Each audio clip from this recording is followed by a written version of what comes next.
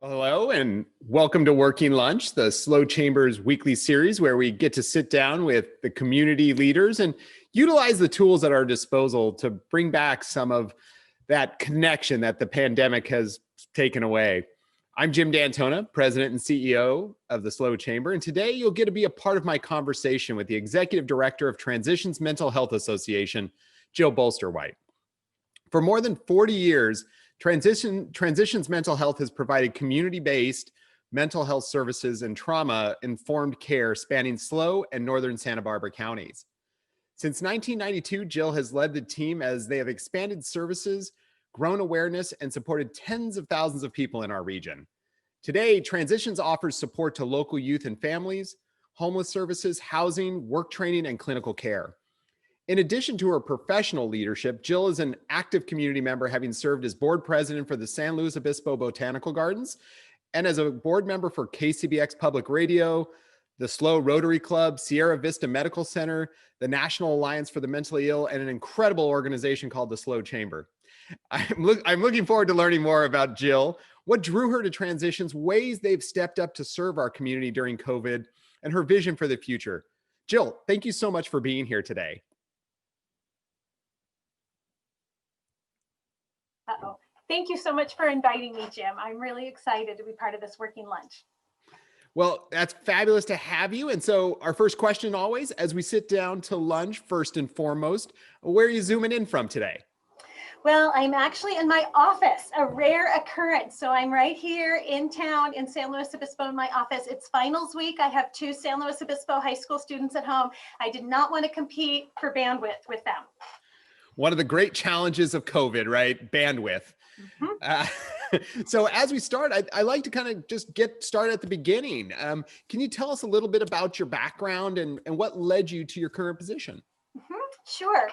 I have the not very original story of coming to San Luis Obispo because I came here as an 18-year-old Cal Poly freshman.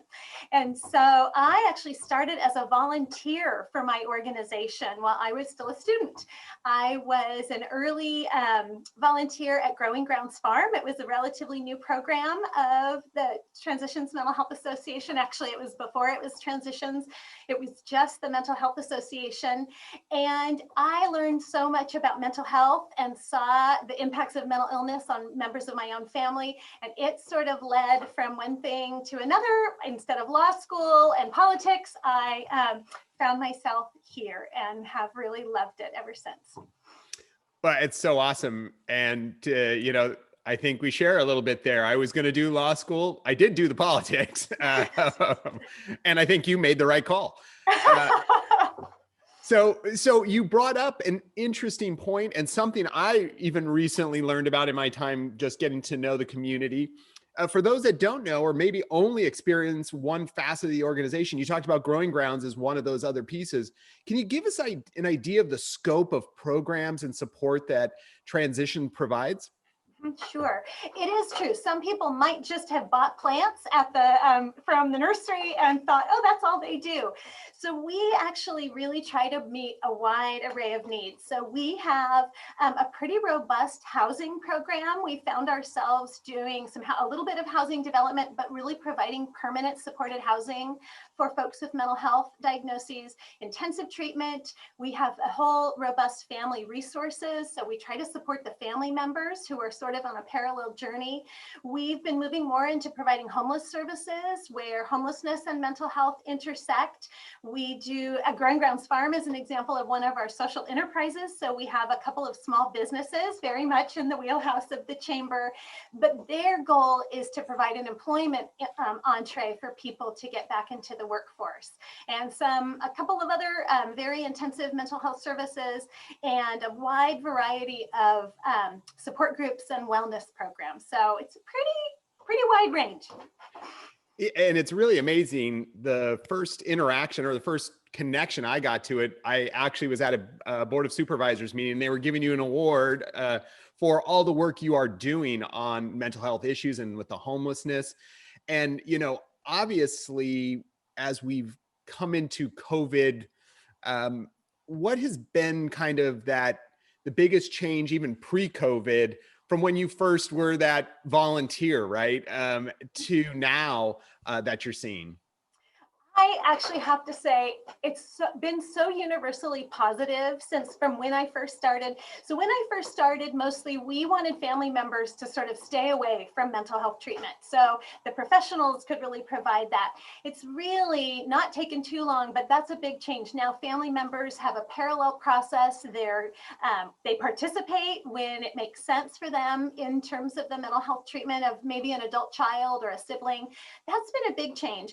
Another one is sort of understanding more about what mental illnesses are, that they're treatable and recoverable. Again, that wasn't as much of an issue when I started in the 90s. I think it was sort of, you have this lifelong disease was the thinking, and that you would really have to suffer from those symptoms in perpetuity. And so now we know people can really recover, that between medication and therapy and some of the other things. So those have really changed. And then a big change has been just the sort of elevating understanding of how important mental illness is. And that was happening before COVID. But I think people are learning more and more about what a big impact it has on your overall health and well-being. So those have been all great changes.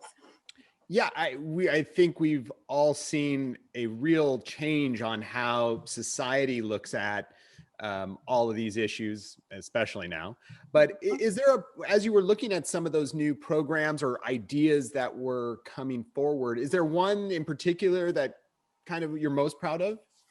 Gosh, it's sort of like choosing your favorite child, as you can imagine. So I think I've been really proud of the fact that we are trying a couple of things. I think our housing programs and developing housing in concert with HASLO, and we've gotten lots of support from People's Self-Help Housing and really good partnerships, like Bishop Street Studios, for instance, was a great partnership with HASLO. I think because that was such an iconic project, it really made people think about, gosh, that's the end point for people who might have experienced homelessness and mental illness, is really a stable, permanent place to live. So that, I think, and then our focus on employment, because again, early on, I don't think it was really accepted that folks who might have a persistent mental health diagnosis were really capable of returning to the workforce. And so those things I think are really important. And then I'll talk a little bit about homelessness too. But that's been what we've discovered about the best ways of helping people who've been homeless has also been really illuminating. Well, you touched on an incredible piece, which I was so impressed with, and it was a real, like you said, I think eye-opening moment for the whole community in talking about the permanent supportive housing with HASLO. You all play a key role in helping to address homelessness. Can you dive a little into what that looks like for transitions? Because it does seem that you're picking up more of that, not just one piece or another. That's right. That part has definitely grown. And part of it, of course, is because we've seen homelessness grow in California, in San Luis Obispo County, and of course, in the city of San Luis Obispo. So we have done a couple of things. We actually have an outreach team that is able to go out and work with people and engage long-term. Very often people who've been homeless for a long time are not instantly ready to come back and get treatment, get housed. So it's really a process of engagement and connection. So we've been working with our county, San Luis Obispo Behavioral Health Department, to have a homeless outreach team. We've added a van actually to do some more outreach. Now, COVID, of course, has impacted what we're able to do out in the community, but it still serves our partners at 40 Prado, at Echo, and the team at 5 Cities. So it's countywide. One of the things we've really done is in our, it was a 50 now program, now it's 65 now, and that was a housing first model. And that was transition's first sort of foray into housing first. And the whole idea behind housing first is many people are not ready to go through all the steps to say, okay, you can be housed as soon as you stop drinking alcohol and you take medication for your mental health and you get, find a primary care doctor. All those steps were really obstacles to getting people who've been homeless into housing. So the housing first model says that's job one, is we're going to find you a house. And it's actually, I think for a lot of people might be surprising how hard that is for people to step into housing after they've lived on the street for a long time. often people have had bad experiences, maybe with an involuntary hospitalization, maybe bad experiences with law enforcement. They've been jailed for living on the street.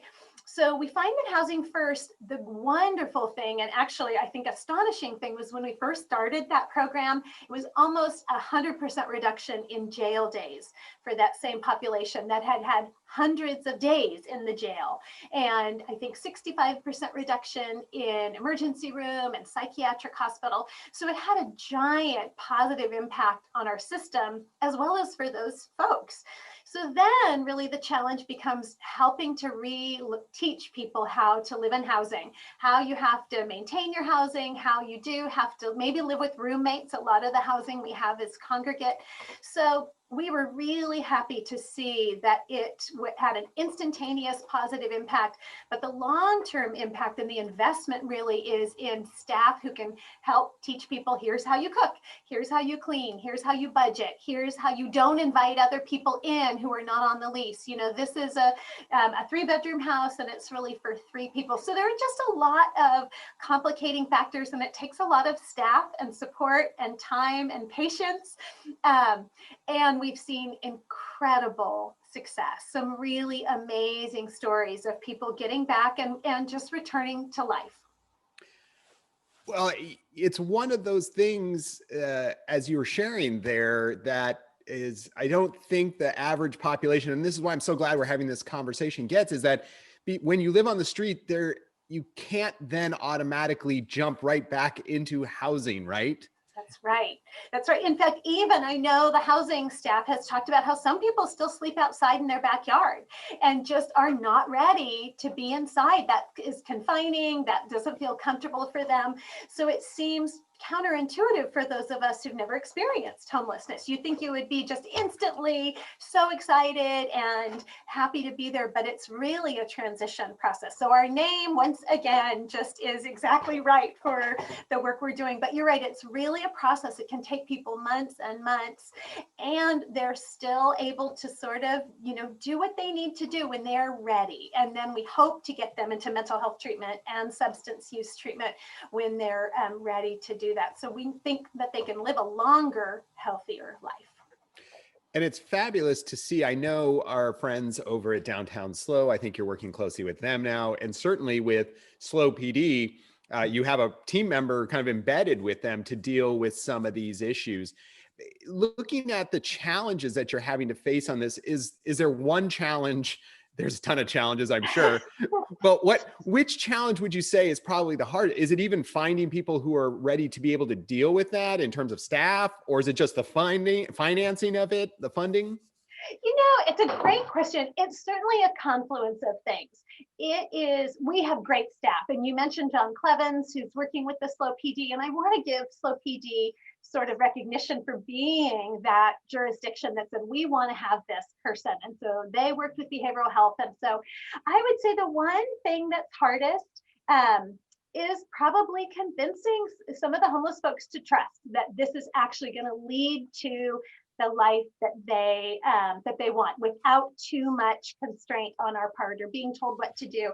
That's a big challenge. I would say we're super lucky. We have ridiculously overqualified staff who are out there working and are super dedicated, even in the time of COVID. So that part, and then it is, I guess I alluded to, it's expensive. It's expensive to house people, to have that kind of hands-on staff. You really can't just put somebody in housing as I just described and wish them luck. You really have to have staff who are checking in with them, making sure everything's going okay. If something's broken because they don't maybe know how to change the filter in the heater or something, we want to make sure we have plenty to do that. So it's intensive, and it does take the right kind of staff and plenty of them, but the success is certainly worth it. Absolutely. And you look at it from just a human perspective, and that's worth it. But even as a Chamber of Commerce, from an economy perspective, if you want that, if folks are concerned about the homelessness in downtown or on the streets, it seems to me the only option is we have to work harder at finding housing for these folks, and you're providing that, and we need to help step up to make sure that that's getting funded. So I appreciate everything you're doing with that. And obviously homelessness is a big part, or mental health is a big part of homelessness, but obviously not the homeless are not the only folks facing, mental health challenges. What are maybe some of the biggest challenges facing those who need mental health care in our community beyond even just those who are experiencing homelessness?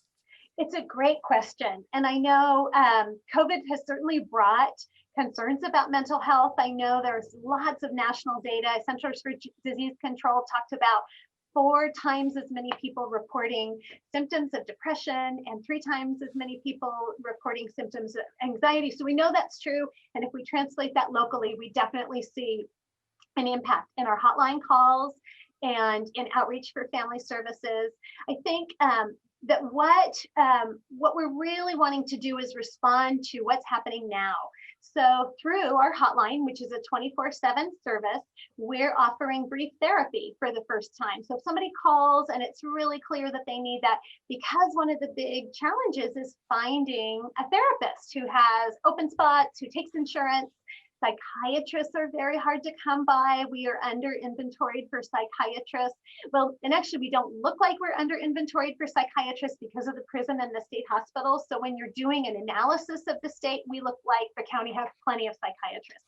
The problem is there are not many who are in private practice. And so I've anecdotally experienced dozens of people reaching out asking for therapist recommendations, psychiatrist recommendations, and even working with primary care folks who are being asked more and more. So we're just finding all those calls are increasing as people are realizing that, yeah, depression, anxiety, concern, the emotional upheavals of COVID and everything else are really impacting all of us. And I certainly can say in my own family, that's absolutely been the case. I will share that same sentiment with you that, from the family perspective, I wouldn't have thought that there was a shortage of services, but if you try to access some of those services, you immediately figure out that you have to go outside our community, which is obviously a huge challenge. And that was a challenge right before COVID even hit. That's right. That is absolutely right. So yeah, broadening that array of services is is an important long-term goal for our community. And so as, obviously COVID restrictions are now in place, and we've heard about how that obviously has impacted the health of children, adults, and certainly from, again, a family perspective. Do you have local data on changes in our mental health? Is there anything that has, at least maybe from your organization, where you've seen some changes in whether it's call volume or whatever? Yes. So we have had spikes in our hotline calls. Last year, we took more than 10,000 calls, which was our highest call number. I know. So lots of calls. We have had spikes of up to 25% in that. Our family services team has had more reach out. So they actually served, I think it was 22% more than was originally, we had originally targeted. So we're definitely seeing more. And of course, the big challenge is, like everybody in the world, is how do we reach folks? So for some of our clients, our mental health clients, it's trying to give them technology so they can access a Zoom support group. We had a really cool call out for donated smartphones, and a really great group of Cal Poly students who helped get them all reconfigured and cleaned and scrubbed that we could give to folks who didn't have access to smartphone technology. So that was pretty awesome. And so it is. And then if somebody doesn't have that, we are trying to do some safely distanced in-person visits. So it's, like everyone, the word pivot is just, I'm sure, gigantically overused, but I feel like that's what we've been trying to do to make sure nobody really suffers alone or in silence. And honestly, the hotline, being a 24/7 resource, is available for anyone at any point if they're feeling concerned, have questions, or even if they're in crisis and feeling suicidal. So it really is designed for that whole array of reach outs. So a little bit about the hotline. For folks who don't know, is that something that you can call because you have concerns about someone, or it's more for someone directly who's experiencing crisis at that moment, or all of the above? It's all of the above. So if I have a question about resources, if I'm saying, gosh, I'm just for the first time thinking about mental health care for myself or a loved one, the hotline can help navigate resources. And whether that's Transitions Mental Health Association or Community Counseling Center or CAPSLO or Family Care Network, we have a lot of great resources here. But it's also, so it's for questions, resources, if somebody just needs support, they're just, maybe they've been alone all day, they are really feeling isolated. It's a great way of just reaching out. We've added texting services because we know that young adults and teens text, so those hours are limited to sort of later afternoons. But we also know for some people sheltering in place, it's not confidential to make a phone call, and a texting is a quiet, confidential way that they can reach out. And then I mentioned that we've done a little bit of brief therapy. So we have some licensed therapist interns. And so if someone calls and it's clear they haven't been able to access a local therapist, we can give them a couple of free sessions with a therapist by phone and at least maybe get them to the next step. That may be enough for someone to feel like they've gotten things back on track, or then maybe they can find that next set of resources. So those are some of the ways we've tried to respond, but the hotline is a 24/7 resource for anyone who feels like they've got any sort of mental health need, question, crisis, or like I said, they're considering suicide for themselves or someone else. And so thinking about it, one of the toughest parts, I know I share this with colleagues and friends, is, you know, how do you reach out to a friend or family that you might be concerned about or support them at this time? We talked about maybe calling the hotline, but are there other resources or recommendations you have for checking on or engaging without, you know, the hard part being, am I, you know, insulting them in doing this or bringing it more closely? You have thoughts on that?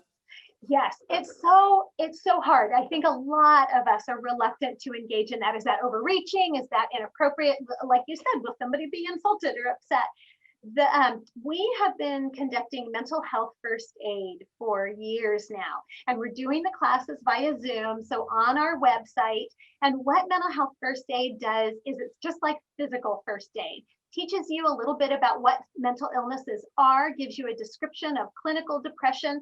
Sometimes people want to know, am I clinically depressed? Or, you know, and of course, there's a whole gradation of mental health. And so it talks a little bit about mental health, but it also talks about initiating those conversations. How can I say to my friend who I haven't heard from in weeks, and last time I talked to her, she sounded pretty bad. How can I broach that discussion?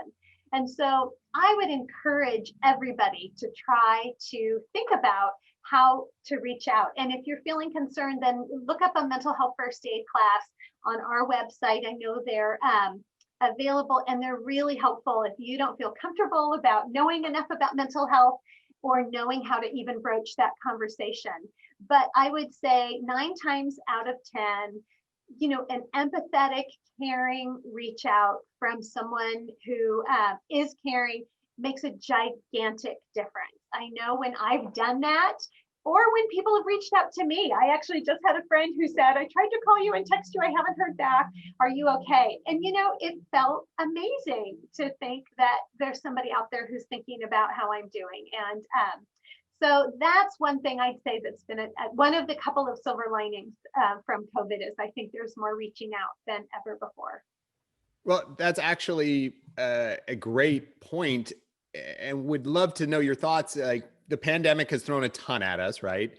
Are there silver linings? Is that a silver lining that maybe you hope will become permanent as part of what, you know, what we do after COVID? There is an after COVID, I think. It's coming. I know.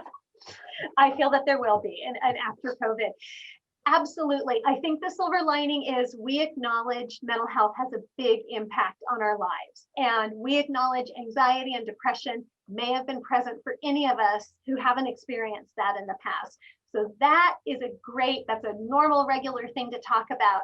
And I would agree, if people are reaching out, I know I have 2 sisters who I talk to very seldom before COVID. We have a weekly Zoom call.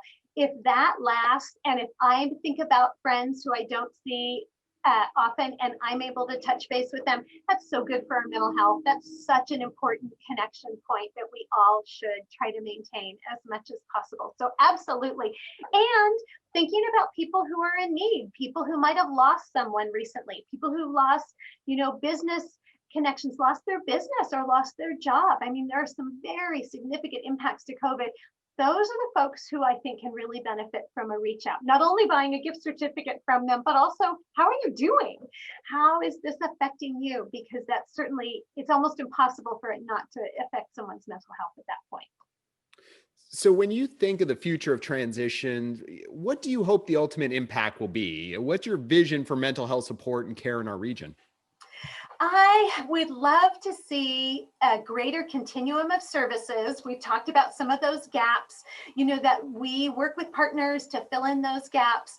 I'd love to see us do another round of, we did a Slow the Stigma campaign years ago. I'd love to kind of regenerate that and broaden it for the Central Coast, and just continue to talk about mental health in a way that just continues to make it such a regular part of our vocabulary, that we recognize it. We've had some great programs in the high schools in San Luis Obispo County to talk to kids. I would say my kids are 1,000 times more comfortable talking about mental health than I was when I was a high school student. They know so much more about it. I've been able to overhear some of their health classes. My daughter's a freshman, and that conversation didn't take place when I was a kid. So those are big. So I'd love to see that continue. And I just would love to see Transitions Mental Health Association continue to be turned to as a resource, whether we have the resource or we're giving, passing along a referral to someone else. I want to continue to be a clearinghouse for those who need any kind of mental health support. I agree 100%. As a family that, has anxiety issues in our family, it was something that wasn't talked about early, but now we talk about it all the time, and it seems to deal with some of that. So I love what you're talking about. And I hope the same, that people become more comfortable with talking about it so that we can deal with it and, try to find ways to get beyond it or through it or work with it. So that's so fabulous. And you guys have done amazing work. So if someone is looking for mental health support, what's the best way to reach out to Transitions? I think you mentioned certainly we know the hotline, but also your website. Is that correct? We do. We have a great website, and it's www.t-mha.org.